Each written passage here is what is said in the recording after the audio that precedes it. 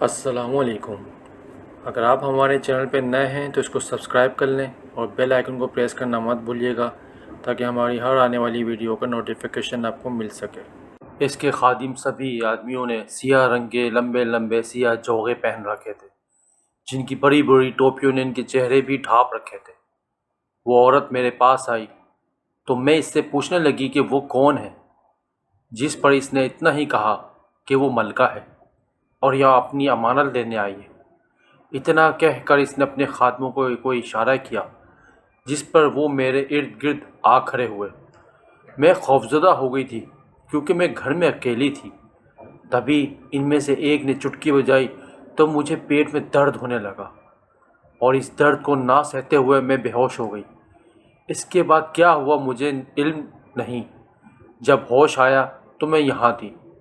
نبیلہ کی بات سن کر میرے ذہن میں وہی حسین عورت لہرائی جسے میں اپنے گھر کے پچھلے حصے میں موجود کمرے میں دیکھ چکا تھا۔ یعنی وہ میرا خواب نہیں تھا بلکہ وہ سچ میں موجود تھی، اور اس نے یہ بھی کہا تھا کہ وہ مجھے سزا دے گی، اور اب سزا کے طور پر وہ مجھ سے میرا بچہ چھین کر لے گئی تھی اور میں کچھ بھی نہ کر سکا تھا۔ اگلے دن ہم نبیلہ کو واپس گھر لے آئے تھے۔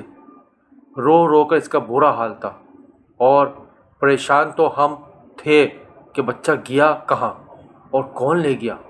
رات کو امی واپس آئیں تو میں ان کے سر پر آ کھڑا ہوا کہ وہ میرا خواب نہیں تھا، حقیقت تھی ماں، جسے آپ نے خواب کہہ کر جھٹلا دیا تھا، اور اسی عورت نے میرا بچہ چرایا ہے۔ میری ماں مجھے بھڑکتے دیکھ کر کچھ دیر چپ رہی، پھر بولی کہ ہاں، اسی نے تمہارا بچہ چرایا ہے اور اس کی نظر میں یہ تمہاری سزا ہے۔ میں نے کہا کیسی سزا؟ اور وہ تھی کون اور کیوں میرا بچہ لے گئی؟ امی نے کہا کہ وہ ایک جنزادی تھی اور وہ جنات کی ملکہ ہے۔ وہ کافی عرصے سے ہمارے گھر کے پچھلے حصے میں موجود کمرے میں قیام پذیر ہے۔ وہ تمہارے دادا پر عاشق تھی اور تبھی سے وہ یہاں ہی رہ رہی تھی۔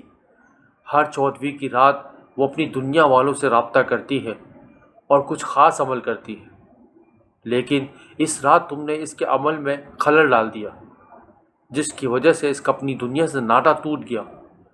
تمہاری وجہ سے اس سے غصہ آ گیا اور اس نے تمہیں سزا دینے کے لیے تم سے تمہارا بچہ چھین لیا۔ اب اس بچے کو بھول جاؤ کیونکہ وہ اپنی دنیا میں واپس جا چکی ہے بچے، اور اب کبھی تمہارا بچہ تمہیں نہیں ملے گا۔ اپنی ماں کی بات سن کر میں کانپ کر رہ گیا۔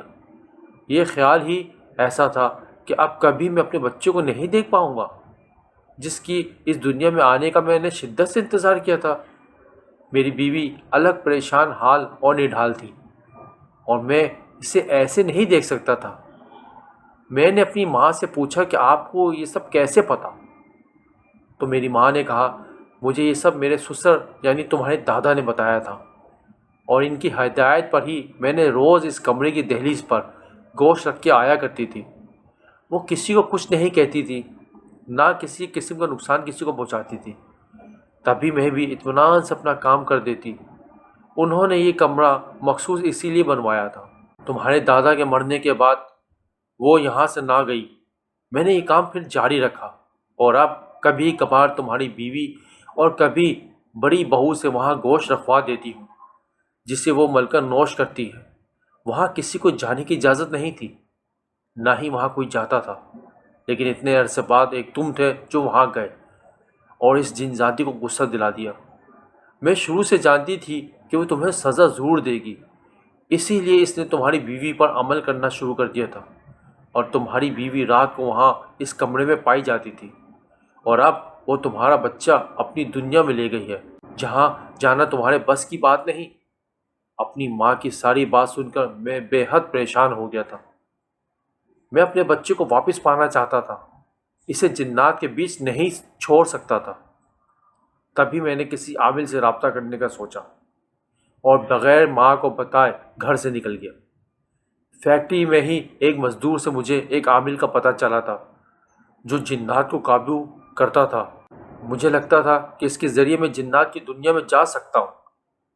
یہ سوچ کر میں اسی وقت اس کے آستانے پر پہنچ گیا۔ میں نے جیسا سوچا تھا ویسے ہی اس کا آستانہ پایا جیسے کسی عامل کا ہو سکتا ہے۔ ایک دو مرید بھی بیٹھے ہوئے تھے۔ جو اسے اپنے مسئلے مسائل بتا رہے تھے۔ میں بھی کچھ دیر وہیں بیٹھا اس عامل بابا کے کام دیکھتا رہا۔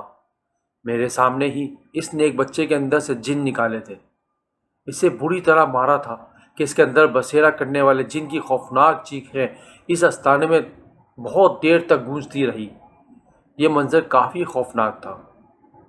اپنی باری آنے پر میں نے اس عامل کو اپنا مسئلہ بتایا، جسے اس نے آنکھیں بند کر کے سنا۔ وہ مسلسل کچھ نہ کچھ پڑھ رہا تھا۔ پتہ نہیں اس نے میری بات سنی بھی تھی یا نہیں، مگر میں مکمل بات بتا کر چپ ہو گیا تھا۔ میرے چپ ہوتے ہی اس نے اپنی آنکھیں کھولی اور کہا کہ اپنا بچہ لانے کے لیے تمہیں اس کی دنیا میں جانا ہوگا، کیونکہ اب وہ اس دنیا میں نہیں آئے گی۔ اگر آئی تو کبھی واپس نہیں جا سکے گی، کیونکہ وہ ایک آدم ذات کو اپنے ساتھ لے گئی ہے جو ان کی دنیا کے اصولوں کے خلاف ہے۔ لیکن وہ ملکہ ہے تو اسے کوئی کچھ نہیں کہہ سکتا۔ میں نے کہا میں اس دنیا کی کیسے جاؤں گا، لیکن مسئلہ یہ ہے کہ میں جاؤں کیسے؟ عامل نے کہا کہ اس کا بھی حل ہے اس کے پاس، لیکن اس کے لیے تمہیں مجھے نذرانہ دینا ہوگا۔ میں نے کہا کہ ٹھیک ہے، میں تیار ہوں۔ عامل نے کہا کہ مجھے ایک کتاب چاہیے جو تمہیں اتنی آسانی سے نہیں ملے گی۔ وہ کتاب جن زادوں کی ملکہ کی قبضے میں ہے، اور تمہیں وہ کتاب اسی کمرے سے ملے گی جہاں اس ملکہ کا بسیرا تھا۔ وہ کتاب مجھے لا دو۔ میں نے اس کی بات پر حامی بھر لی اور گھر لوٹ آیا۔ گھر آنے کے بعد میں نے کسی پر بھی کچھ ظاہر نہ کیا۔ میری بیوی طبیعت خرابی کی وجہ سے زیادہ تر کمرے میں ہی بند رہتی تھی۔ کچھ بچے کا غم الگ تھا۔ میں نے کچن سے حفاظتی طور پر ایک تیز دھار چھری لی اور رات کے وقت میں اپنے کمرے سے نکلا اور گھر کے پچھلے حصے میں موجود کمرے کی طرف بڑھا۔ دروازہ کھلا ہوا تھا، تبھی میں آسانی سے اندر داخل ہو گیا۔ کمرے میں ایک الماری تھی، لیکن یہ الماری مجھے پہلے کبھی نظر نہیں آئی تھی۔ جیسے ہی میں نے الماری کے پٹ پر ہاتھ رکھا، کمرے کا دروازہ اپنے آپ بند ہو گیا اور کمرے میں تیز ہوائیں چلنے لگیں۔ ہوا اتنی تیز تھی کہ میرے پاؤں زمین سے اکھڑنے لگے۔ اڑنے سے بچنے کے لیے میں نے الماری کو تھام لیا اور اسے کھولنے کی کوشش کرنے لگا۔ اچانک میرے اوپر خون کی برسات ہونے لگی اور میں پورا کا پورا خون میں نہا گیا۔ میں نے ادھر دیکھا مگر کہیں بھی کوئی نہیں تھا۔ مجھے سمجھ نہ آیا کہ خون آ کہاں سے رہا ہے۔ میں نے الماری کا دروازہ کھولنے کی کوشش کی، مگر تبھی مجھے اپنے پیچھے کسی گڑگڑاہٹ کی آواز سنائی دی۔ پیچھے سیاہ چوغے میں ایک جن ذات کھڑا تھا۔ اس کی آنکھیں سیاہ تھیں جو غصے سے سرخ ہو رہی تھیں۔ پورے کمرے میں اس کی گڑگڑاہٹ گونج رہی تھی۔ اس نے میری گردن تھامی اور زور سے دبانے لگا۔ میرا دم گھٹنے لگا اور مجھے لگا میرا آخری وقت آ چکا ہے۔ اچانک اس نے میری آنکھوں کی طرف ہاتھ بڑھایا۔ یقیناً وہ میری آنکھیں نوچنے والا تھا۔ تبھی میں نے اپنے ایک ہاتھ سے اسے خود سے دور ہٹانے کی کوشش کرتے دوسرے ہاتھ سے اپنی قمیض میں چھپائی چھری نکال لی اور اس کی آنکھ میں گھونپ دی۔ چھری لگتے ہی وہ بلبلا اٹھا، مجھ سے دور ہٹا اور نیچے گرتا تڑپنے لگا۔ میں نے اسے نظر انداز کر کے الماری کھولی اور اس بار وہ کھل بھی گئی۔ اندر صرف ایک ہی کتاب پڑی ہوئی تھی۔ میں نے جلدی سے وہ کتاب اٹھائی اور پلٹا، مگر چونک گیا کیونکہ یہ وہ جن ذات جو کچھ دیر پہلے تڑپ رہا تھا اب وہاں موجود نہیں تھا۔ میں کتاب لے کے اسی وقت عامل کے ٹھکانے کی طرف چل دیا، کیونکہ میں نہیں چاہتا تھا کہ اپنے پاس اس کو رکھوں۔ وہ کتاب میں پھر سے کھودوں۔ میں نے وہاں پہنچ کر وہ کتاب عامل کے حوالے کی۔ اس نے پہلے کتاب کو اچھے سے پرکھا اور پھر خوش ہو گیا، کیونکہ یہ وہی کتاب تھی جو اسے چاہیے تھی۔ اس نے کہا کہ اب وہ میرا کام کر دے گا اور کل شام کو میرے گھر پہنچ جائے گا۔ میں وہاں سے مطمئن ہو کر اب اپنے گھر لوٹ آیا تھا۔ بار بار اپنے بچے کا خیال آ رہا تھا جو نہ جانے کس حال میں ہوگا، اور وہ مالکن اس کے ساتھ کیا کر رہی ہوگی۔ یہی سب سوچتا میں گھر آیا اور کل کا انتظار کرتا میں سو گیا۔ اب مجھے کل کا انتظار تھا جب میں جنات کی دنیا میں جاتا۔ میں نے گھر میں کسی کو بھی کچھ نہیں بتایا تھا کہ مجھے علم تھا کہ وہ مجھے کبھی اتنا بڑا قدم نہیں اٹھانے دیتے، اور شاید میرا وہاں سے بچ کر لوٹ آنا بھی مشکل ہی تھا۔ اگلے دن شام کے وقت میں اسی عامل کو چھپتے چھپاتے اپنے گھر میں لے آیا تھا۔ سب لوگ گھر کے اندر تھے، تبھی کسی کو پتہ نہیں چلا تھا۔ میں اس عامل کو لے کر اس کمرے میں آ گیا۔ میں نے عامل کو الف تا یہ سب کچھ بتا دیا تھا۔ عامل اپنا سامان زمین پر رکھتا اب سب کچھ سیٹ کرنے لگا تھا۔ میں دروازے کے قریب کھڑا ہو گیا تاکہ کسی کو بھی پتہ نہ چلے، اور اگر کوئی ادھر آئے تو اسے باہر ہی روک لوں۔ عامل اب آگ جلا کر بیٹھ گیا تھا اور ارد گرد کچھ دھاگے باندھ کر رکھ رہا تھا۔ اس کے سامنے 2 پتلے پڑے ہوئے تھے، جن میں سے ایک چھوٹا اور دوسرا بڑا تھا۔ چاروں طرف اس کے نشان بنائے ہوئے تھے۔ آگ کے الاؤ بھڑک رہے تھے اور وہ اب مسلسل کچھ پڑھ کر آگ میں پھونک مار رہا تھا، جس سے اب وہ آگ مزید بھڑکنے لگی تھی۔ اچانک کمرے میں تیز آوازیں گونجنے لگی، جیسے کوئی غرا رہا ہو اور رو رہا ہو۔ عامل نے مجھے اپنے سامنے بیٹھنے کا اشارہ کیا تو میں دروازہ بند کر کے اس کے سامنے بیٹھ گیا۔ آدھا گھنٹہ وہ یہ عمل دہراتا رہا۔ اس دوران عامل کے ہدایت کے مطابق میں نے آنکھیں بند کر رکھی تھی۔ کمرے میں شور کا اضافہ ہوتا جا رہا تھا، جس سے کان پھٹتے محسوس ہو رہے تھے۔ اچانک کمرے کے درجہ حرارت میں اضافہ ہونے لگا۔ ایسے لگا جیسے ہر طرف گرمی ہی گرمی ہو گئی ہو، حالانکہ یہ سردیوں کا موسم تھا۔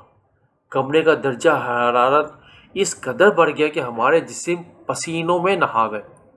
اچانک عامل نے اپنی آنکھیں کھولی اور کہا، وہ اسی دنیا میں ہے، لیکن ایسی جگہ جہاں جنات کا بسیرا ہے اور وہاں انسانوں کی موجودگی کا کوئی عمل دخل نہیں۔ تم آسانی سے وہاں جا سکتے ہو، لیکن وہ جگہ جنگلوں میں ہے۔ ان کی رہائش گاہ تمہیں اپنی آنکھ سے نظر نہیں آئے گی، اس لیے میں تمہیں ایک منتر بتا دوں گا جس سے تم اس محل کے اندر پہنچ جاؤ گے اور آسانی سے اپنی بیٹی کو ڈھونڈ لو گے، اور جب اسی منتر کو دوبارہ پڑھو گے تو واپس باہر آ جاؤ گے۔ عامل کی بات سن کر مجھے حوصلہ ہوا کہ اب مجھے اپنی دنیا سے دور نہیں جانا پڑے گا۔ میں نے پوچھا، وہ جگہ کہاں ہے؟ عامل نے کہا، وہ جگہ یہاں سے شمال کی طرف 20 کلومیٹر کی دوری پر ہے۔ 20 کلومیٹر کے بعد جنگلات شروع ہو جاتے ہیں، اور ان جنگلات کے وسط میں ہی وہ محل ہے جہاں جنات کی مالکن کا بسیرا ہے۔ وہاں تک تم بآسانی پہنچ جاؤ گے، لیکن وہاں اپنی حفاظت کیسی کرنی ہے یہ تمہیں خود سوچنا ہوگا، کیونکہ وہ جنات تمہارے دشمن ہیں اور وہ تمہیں دیکھتے ہی وہ تمہیں مار ڈالیں گے۔ اس کی بات سن کر میں نے سر ہلا دیا اور کہا کہ مجھے اپنا بچہ واپس چاہیے، اور اس کے لیے مجھے خود کی جان بھی دینی پڑی تو دینے سے گریز نہیں کروں گا۔ عامل نے سر ہلا دیا اور پھر ایک منتر میری طرف بڑھایا اور کہا کہ یہ اپنے پاس رکھنا، اسے پڑھ کر تم اس محل میں پہنچ جاؤ گے۔ میں نے وہ منتر اس عامل سے لیا اور اسے روانہ کر کے اپنے کمرے میں آ گیا۔ میں نے اگلے دن کچھ کھانے پینے کا سامان باندھا اور گھر والوں سے ضروری کام کا کہہ کر وہاں سے نکل آیا اور شمال کی طرف کا سفر کرنے لگا۔ 1 گھنٹے کے سفر کے بعد میں جنگلات میں پہنچ چکا تھا۔ جنگلات کیا تھے؟ جنگل ہی جنگل، اور ہر طرف جھاڑیاں ساتھ ساتھ اگی ہوئی تھی۔ میں مسلسل 2 گھنٹے تک چلتا رہا اور مسلسل کوشش کے بعد اندازے کے مطابق جنگل کے وسط میں پہنچ گیا۔ ابھی میں نے منتر نکالا ہی تھا جب چاروں طرف سے سیاہ چوغوں والے آدمی نمودار ہونا شروع ہو گئے اور میرے گرد گھیرا بنا گئے۔ ان کی شکلیں کافی خوفناک تھیں اور ان کے وجود عام انسانوں سے کافی بڑے اور دیو ہیکل تھے، جنہیں دیکھ کر خوف محسوس ہوتا تھا۔ ان کی آنکھیں مکمل سیاہ تھیں اور چہرے پر غصیلے تاثرات۔ میں نے آگے بڑھنا چاہا تو ان میں سے ایک نے چٹکی بجائی، جس سے میں فضا میں معلق ہو گیا۔ میں نے جلدی سے منتر نکال کر پڑھنا شروع کر دیا۔ وہ سب جنات میری طرف بڑھ رہے تھے۔ اس سے پہلے کہ وہ مجھ پر جھپٹتے، میری آنکھوں کے آگے اندھیرا چھا گیا اور میں وہاں سے غائب ہو گیا۔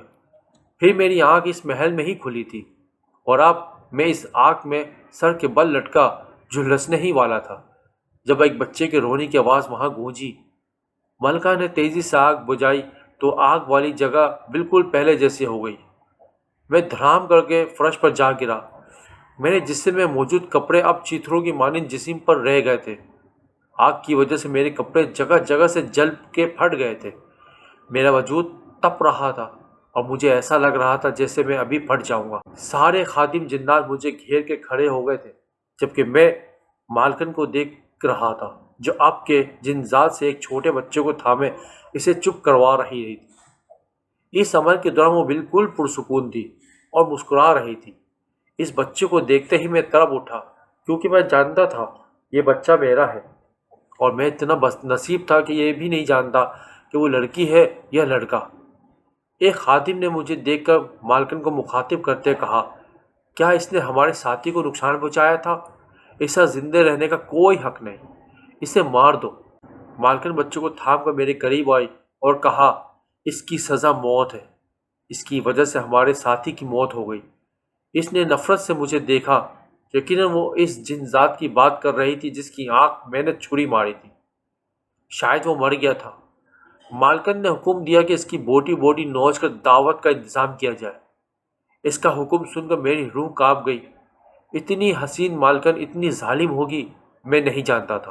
جنات مجھے گھسیٹتے ہوئے لے جانے لگے، جس پر میں نے خود کو ان سے چھڑوانے کی کوشش کی تو ایک جن ذات نے مجھے لات ماری جس سے میں بلبلا اٹھا۔ میں نے کرہاتے ہوئے کہا کہ ایک بار مجھے میرے بچے سے ملنے دو، پھر چاہے مجھے مار دینا۔ میری التجا سن کر مالکن نے مجھے دیکھا اور پھر اپنے خادموں کو اشارہ کیا، جنہوں نے مجھے چھوڑ دیا۔ میں لڑکھڑاتا ہوا اٹھ کر کھڑا ہوا اور مالکن کی جانب بڑھا۔ مالکن نے کہا، یہ لو اپنی بیٹی کو ایک بار دیکھ لو۔ میں نے مالکن کے ہاتھ سے اپنی بیٹی کو تھاما اور اپنے سامنے کیا اور چند قدم پیچھے لیے۔ میں نامحسوس انداز میں اپنی مٹھی میں دبا منتر بچی کے کمبل کے نیچے اپنے سامنے کیا اور اسے پڑھنے لگا۔ اس سے پہلے کہ وہ خاتم جنات میری طرف بڑھتے، میں نے تیزی سے 2 دفعہ منتر پڑھ دیا۔ منتر پڑھتے ہی ہر طرف اندھیرا چھانے لگا اور وہی اندھیرا میری آنکھوں کے آگے بھی چھایا۔ میں نے دیکھا کہ مالکن نے تیزی سے کچھ پڑھ کر میری طرف پھونکا، تبھی میں نیچے گرا اور ایسا لگا میری ٹانگ میں کوئی وزنی سیل رکھ دی گئی ہو۔ پھر وہ اندھیرا ہر طرف چھا گیا۔ اندھیرا چھاتے ہی مجھے اپنی قدم فضا میں معلق ہوتے محسوس ہوئے۔ میری آنکھ کھلی تو میں جنگل کے کنارے پہ کھڑا تھا۔ میرے ہاتھوں میں میری بیٹی تھی جو رو رہی تھی۔ میں نے اسے جھلاتے ہوئے چپ کروانا چاہا، مگر وہ مسلسل روتی جا رہی تھی۔ میں وہاں سے پیدل چلتا آگے بڑھنے لگا اور سڑک پر آ گیا۔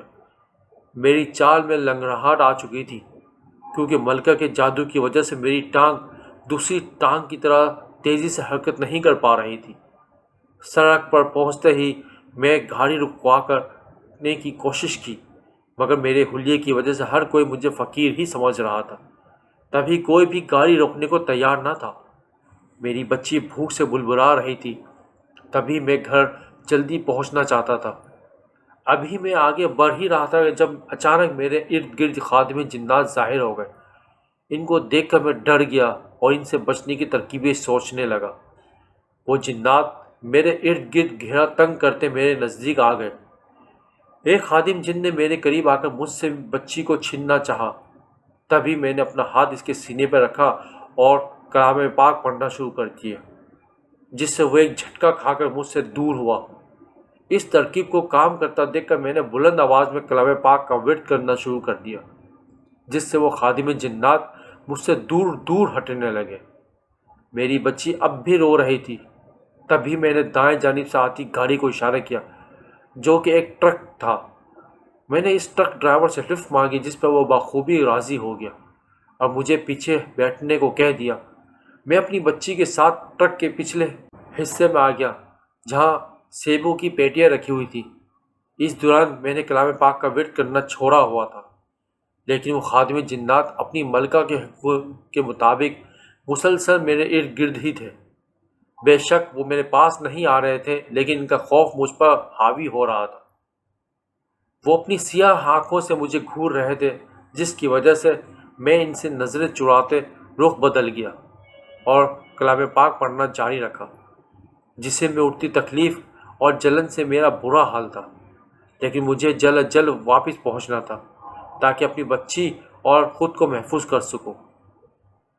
1 گھنٹے بعد میں اسٹاپ پر اتر کر وہاں سے پیدل ہی عامل کے آستانے کی جانب بڑھ رہا تھا۔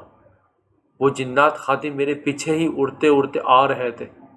میں عامل کے آستانے کے دروازے پر پہنچا تو میرا سانس خشک ہوا، کیونکہ دروازے کے عین باہر جنات کی مالکن کھڑی تھی۔